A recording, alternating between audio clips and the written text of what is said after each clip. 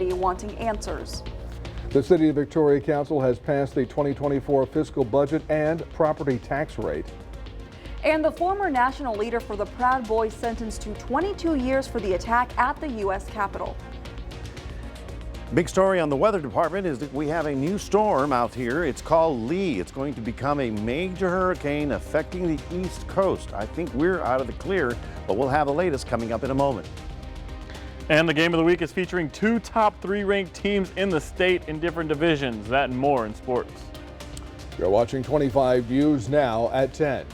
Good evening and thank you for joining us. I'm Don Brubaker. And I'm Karina Garcia. Early Sunday morning, someone stole the tabernacle at St. Robert's Catholic Church in El Campo.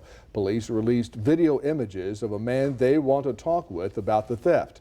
Anyone with information can call 979-543-8477.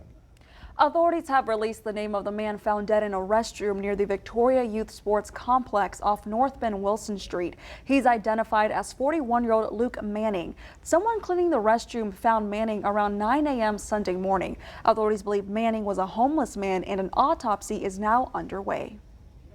The Victoria City Council passed the proposed budget for the 2024 fiscal year, totaling to $256 million. 25 News Now reporter Adarius McCormick has more on what this means for the community. Adarius? Well, Don and Karina, the new budget means citizens will see a property tax rate decrease of 13% from last year. Also, the budget includes several projects. The city will begin construction for a new public safety headquarters, repair 20 miles of streets, replace over 4,000 streetlights, and increase pay for eligible first responders. Another big part of the budget is the bicentennial celebration for the city of Victoria. Victoria's assistant city manager says the city plans to continue expanding with the new budget. It is intended to ensure that as our community grows, we are not only repairing and improving on things that need to be maintained, but also developing and increasing the lifespan of the infrastructure that serves newer developments. Other projects in the budget include new vehicles for first responders and a master plan for the Victoria Community Center. Don, Karina, back to you. Darius, thank you.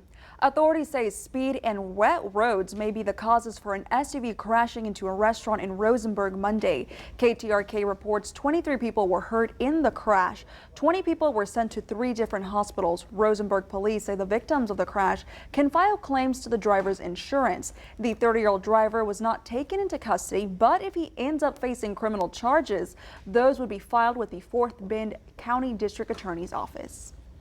Now, the Texas Senate began its impeachment trial of suspended Attorney General Ken Paxton this morning in Austin. The Republican-led state House charged Paxton with 20 articles of impeachment. He is accused of bribery and unfitness for office, among other charges. Some of the charges are connected to his alleged attempts to protect a wealthy donor from an FBI investigation and block whistleblower complaints by his staff. Texas Lieutenant Governor Dan Patrick presides over the trial, which will require at least 21 or 31 senators to support Paxton's removal. Paxton pleaded not guilty to all charges. He was not present as the trial started. State Senator District 18 Lois Colkhorst, one of 6 GOP senators who voted to dismiss all of the articles of impeachment. House Impeachment Manager State Representative Andrew Murr said there is a trial because Paxton asked the legislature for $3.3 million for a whistleblower lawsuit settlement and did not answer questions.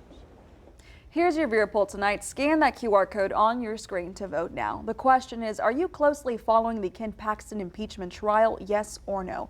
According to these results tonight, 31% say yes and 69% stand at no. Thank you for voting tonight. Visit us tomorrow for our latest viewer poll.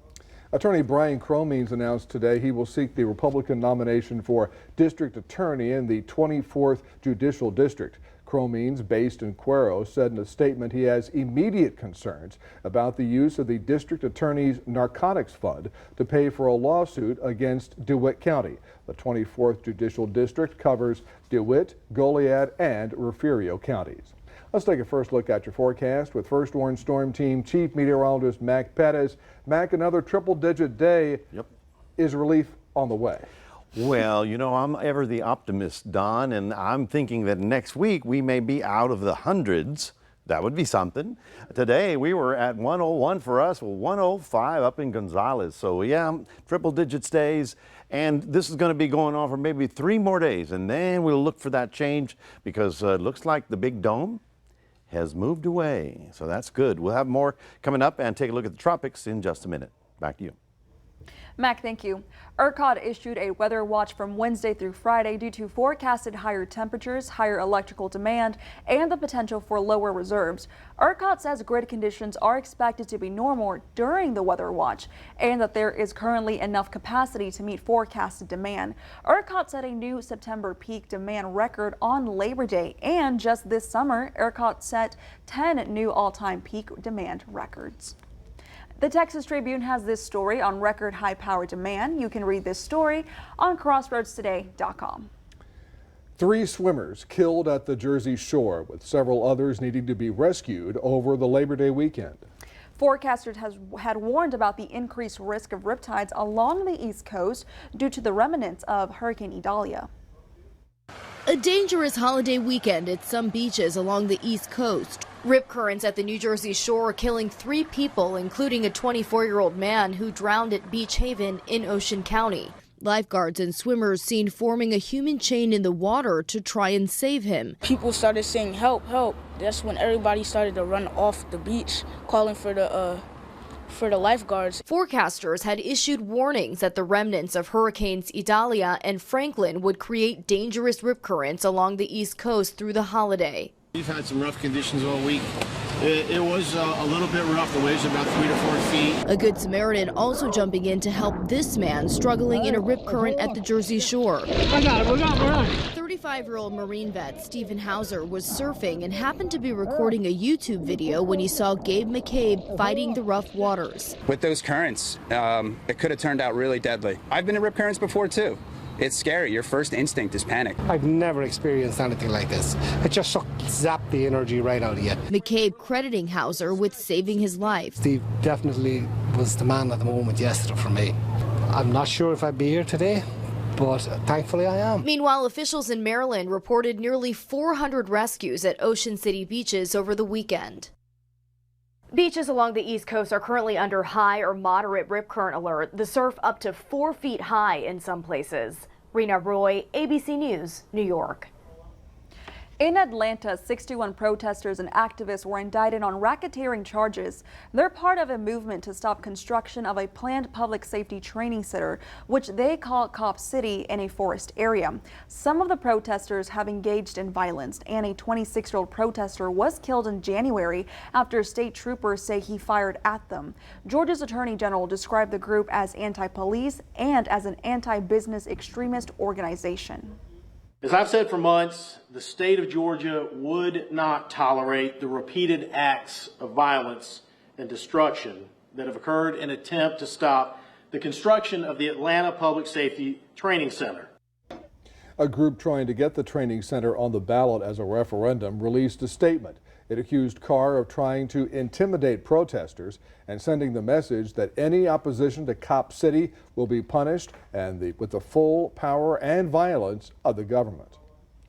Enrique Tarrio, the former national leader of the far-right Proud Boys, sentenced to 22 years in prison after he was convicted of seditious conspiracy in connection with the January 6th attack on the U.S. Capitol. It's the longest sentence in a January 6th case yet, surpassing the 18 years for Oath Keepers founder Stuart Rhodes, who was also convicted of seditious conspiracy. Tarrio was one of 4 Proud Boys found guilty of seditious conspiracy in May. More than 1,100 co-defendants in the Proud Boys case were charged. Remember to subscribe to our YouTube channel, Crossroads Today. Hit the like button and click the notification bell. Then you can see Crossroads Today on YouTube. And stay with us. Coming up on 25 News now at 10. The latest on the search for an escaped convicted murderer in Pennsylvania. Also ahead, a father accused of killing his own son ordered to remain in jail in Polk County.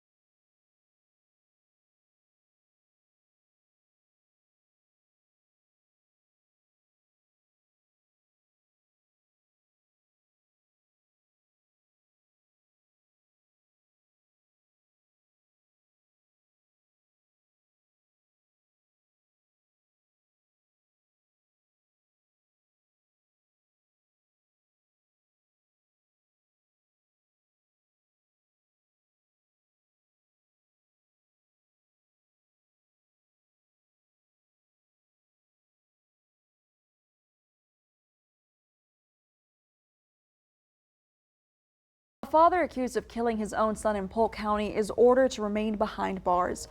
37-year-old Stephen Thomas Rhoda is facing a charge of first-degree murder. Polk County Sheriff Grady Judy says Rhoda killed his 16-year-old son with a power tool. His arrest affidavit says he made conflicting statements to deputies about his son. The sheriff says Rhoda had a history of using meth since high school and was prone to psychotic episodes. The father is in jail without bond for his child's murder. Pennsylvania remains on edge as a massive manhunt for an escaped murderer continues. There were several sightings of convicted murderer Danilo Cavalcante. Now, he escaped from a prison near Philadelphia last Thursday, and police using a unique tactic to get him to surrender. Overnight, law enforcement officers fanned out in search of escaped convicted murderer Danilo Cavalcante. Blocking off roadways and scouring neighborhoods and thick woods within a 2-mile radius of the prison he escaped from last Thursday near Pocopson Township in Pennsylvania. There is every reason to believe he remains in this area. As the search stretches into its 6th day, police broadcasting a message from the fugitive's mother across the search area. As desperate as he is, maybe he has a change of thought, and here's his mother telling him to surrender, and his family cares about him. He's desperate, he's hungry, he's been in the woods, he's dirty. Perhaps this is what puts him over the edge where we can get a peaceful surrender. Cavalcante has been spotted 4 times since his escape, most recently on Sunday. It was a trooper actually that observed him in some distance, gave chase but was unable, because of the terrain and some other obstacles there, was unable to get to him before he disappeared.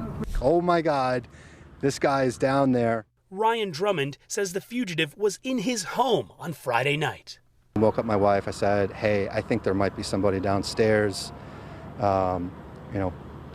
on the phone. Drummond says he saw Cavalcante leave, walking back into the woods after taking some food. Peaches, apples, green snap peas had been missing. A couple hours later, a residential surveillance camera picked him up at 1:43 Saturday morning, wearing the same prison-issued clothes and carrying a backpack police think he may have stolen. He'll make mistakes. He'll show himself. He's already shown himself, we believe, a few times. We'll contain him, and we will eventually catch him. Cavalcante was recently sentenced to life in prison without parole for the 2021 murder of his former girlfriend. He is desperate. He does not want to be caught. He has very little to lose at this point. Pennsylvania State Police say they are authorized to use deadly force if they find Cavalcante and if he does not actively surrender. Just weeks after winning the latest Women's World Cup title, the head coach of the Spanish national team was fired. Jorge Valdía was a controversial figure in Spanish football for a while. Numerous players have called for him to be ousted. He's also one of the fiercest allies of Football Federation chief Luis Robles. He's facing worldwide criticism for the unwanted kiss he planted on the lips of Ginny Hermoso during the World Cup Championship celebration last year. On Monday, organizers at the Burning Man event have reopened the road leading out of the remote Nevada Desert Festival. They urge drivers to take it slowly and ask them to consider delaying their departure until today to reduce traffic. Unexpected rain turned the week-long annual Counterculture Arts Festival into a muddy nightmare. Nearly 70,000 people were ordered to stay put and conserve food and water as officials closed the roads. Good evening, everybody. 85 degrees for us right about now. Another scorcher with triple digits. Yep, we got up to 101 today, and that sets, a sort of a new record. So far for the year of 2023, this year, we've been up to 54 days of 100 degrees or warmer. And we're real close to closing in on number 1. So we'll see what happens for the rest of the month. We'll take a look at your forecast and what's going on in the tropics coming up in a moment. Stay tuned.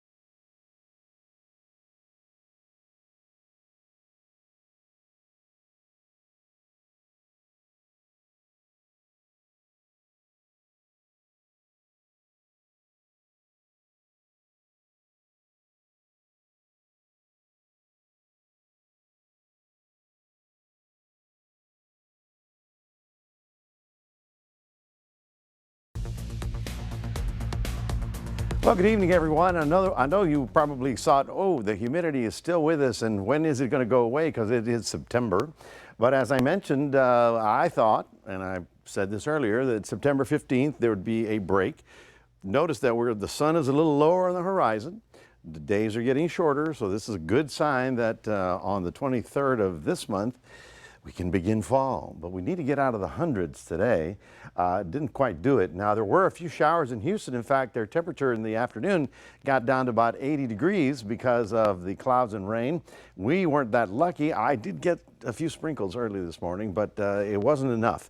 You can see how everybody in Texas is just dealing with the heat, and you know that we're really pushing the use of our energy, so we need to conserve as much as we can. Now, if you're not going to be home, then turn it off. Don't waste it. Otherwise, we could go into brownouts, and it's a big concern for all of us. Now, as you can see, we do have a heat advisory up because it's now not just the temperature, it's the humidity that's been rising, and all of North Texas and, of course, the coastal areas are under the gun for more hot weather. But as I mentioned earlier, we are at the peak of the hurricane season, and we've already been through all of these names. And now today we got Lee. Lee was born in the mid-Atlantic. It is now a tropical storm and is forecast to strengthen dramatically up to a Category 4, and it'll be about 100 miles north of Puerto Rico, maybe 200 miles to the east of the Bahamas. Right now, I'll say the following. This is going to be a very serious game of chicken. I'll tell you why. The storm is going to continue going that way, and it's going to turn. So will it turn over the water? Will it hit land and then turn? Or will it go up the coast and then clip New England? Let's just say that from Florida to Maine, everybody on the East Coast needs to watch the path, because this is going to be a strong storm, one of the strongest of the season, and we've had a couple of strong ones as well. I mean, will it get to a 5? Well, all this water is very warm, so it's just going to have a lot of time to feed. Now, on this map, we go to Wednesday, Thursday, let me get on this side, Saturday, Sunday, Monday. So this is as far out as we can go on these computer models, and you can see the strength of the storm and the direction of the storm. So North Carolina, got to pay attention. New Jersey, New York, New England, everybody's got to pay attention, because it's obviously a very densely populated zone, and preparations need to be considered even now, because if it does turn, 100 miles short, great. But if it doesn't, then you've got a huge problems on your hand. It's going to be a big story all next week, as the whole East Coast has to get ready for it. For your day planner in Port Lavaca, we start off at 82. Those are what we call not exactly cool mornings, right? High temperature of 97 with quite a bit of afternoon sun. 79 the low in Cuero, and getting up to about 100 in the afternoon hours. And here's what I'm hoping for. Triple digits, triple digits, triple digits through Friday. And then Saturday, the dome, remember the dome? It's going to move away and allow a shower activity to roll around, and even give us a break on the temperatures. We'll only be 90 degrees, hopefully on Tuesday of next week. Let's keep our fingers crossed.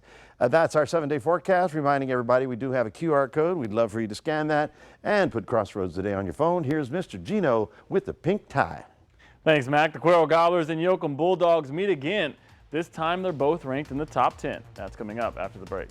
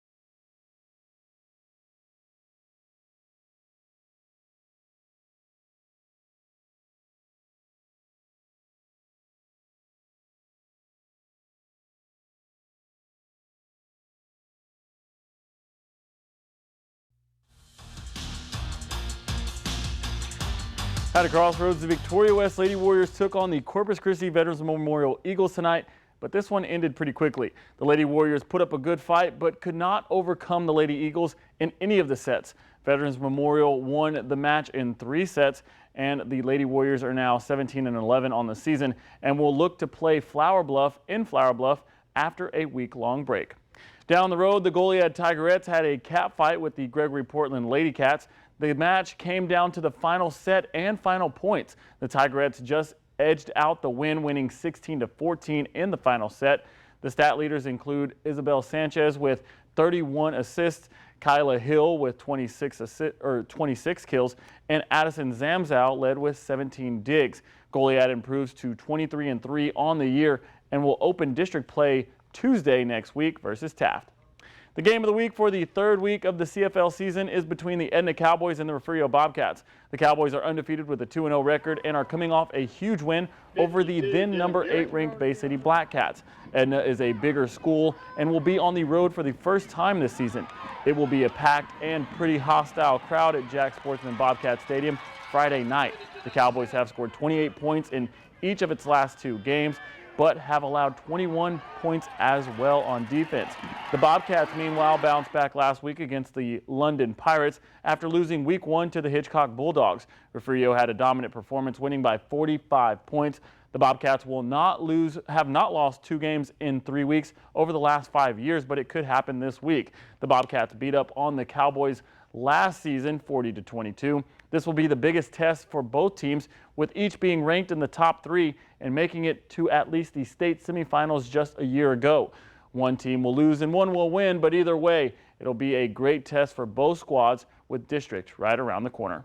Another huge game that might have been the game of the week if it was any other week other than Edna and Refugio. It's between the number 4 ranked Cuero Gobblers and the now number 10 ranked in the state Yoakum Bulldogs. Cuero is going all out this week as the Gobblers prepare to take on Yoakum.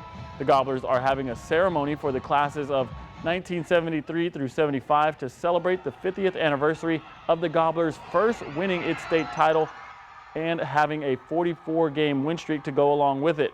There will be a video during the game celebrating the teams with games and inflatables as well. Meanwhile, fireworks and a dance will follow after the game. The Bulldogs, on the other hand, are coming to spoil the party and looking to celebrate with head coach Bo Robinson, who just had his 200th career win. They are freshly ranked in the top 10 in Class 3A Division I after beating Cameron Yo 41-20. And in week 1, beating Industrial 36-14. The offense has done a 180 turn from last season. Yoakum had only scored over 35 points twice last year, and the Bulldogs have already done it twice in the first 2 games of the year. Yoakum is also looking to get the bad taste out of its mouth after getting dominated 75-6 last year to Cuero. The two are meeting for the 114th time on Friday in Cuero Gobbler Stadium. And the Astros took on the Texas Rangers tonight and dominated, winning 14-1. Jose Altuve had a heck of a night, hitting 3 home runs in the first 3 innings of the game, and he is only the 4th baseball player in MLB history to do that. Well, that's your sports. Don and Karina, back to you. And may I add to this, that was Altuve's first 3-homer game of his career, and with that win, the Astros take over sole possession of first place in the American West for the first time this year. How about that? Astros. Yeah. Go Astros, always here. Well, stay with us. Coming up on 25 News now at 10, we'll take a last look at your weather, plus the spotless giraffe born at a small zoo in Tennessee finally gets its name.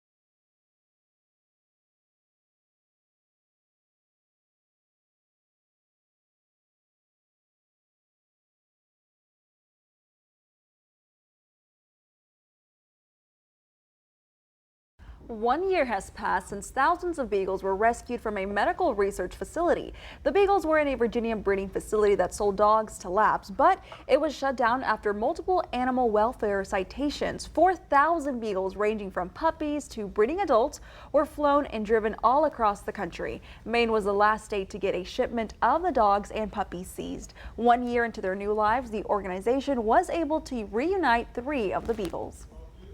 When these dogs came into us, they didn't have names. They had green tattoos on the inside of their ear. The Humane Society is pushing for Better Care for Animals Act, which would give the DOJ more tools and remedies to enforce the Animal Welfare Act. Now, some dolphins put on quite a show for beachgoers in Georgia over the Labor Day weekend. It was just a normal day at the beach until this happened. Out of nowhere, the playful creatures decided to show off their athletic abilities with a series of flips, delighting everyone on shore. The aerial aerobatics lasted for about 20 seconds, leaving those lucky enough to see the stunning display laughing and applauding. What are the odds they get to see that? And for nothing, they got to see that just on the beach free. there, and oh my. I think the odds are high because the dolphins know where a crowd is. You know, they got to work the room. Oh, there They you go, go. watch me do this. No, yeah, they're very flamboyant for sure. And they're so intelligent. It's just quite amazing. They're very intelligent. Amazing, you know. They're But fortunate. we don't want any storms to hit those dolphins. No, you know, and that's the thing. We do have Lee, and that's a tropical storm that's going to be very close to the East Coast by Monday, Tuesday of next week. If you have interest there, family or whatever, make sure they're watching the news because it's going to be one of those touch and go situations. For us, still triple digits for tomorrow and Thursday. By the weekend, I'm looking forward that the dome will finally move away from our area and give us a shot at a little rain shower activity and knock the temperatures down only to the 90-degree mark. We're excited about that. We'll take a break. We are here in Texas, We'll take a break from the hundreds. You All bet. right. Thank you, Mac. And the spotless giraffe that was born a short time ago at Bright Zoo in Limestone, Tennessee, has a name. It means unique, which is fitting for this giraffe. Kipikee is believed to be the world's only giraffe born without spots.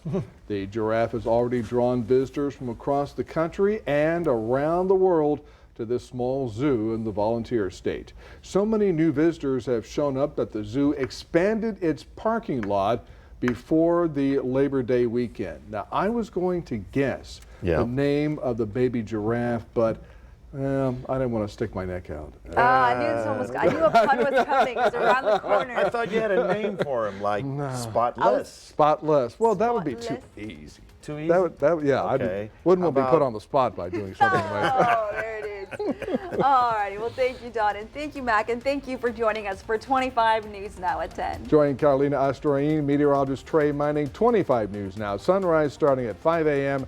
Good night, everybody.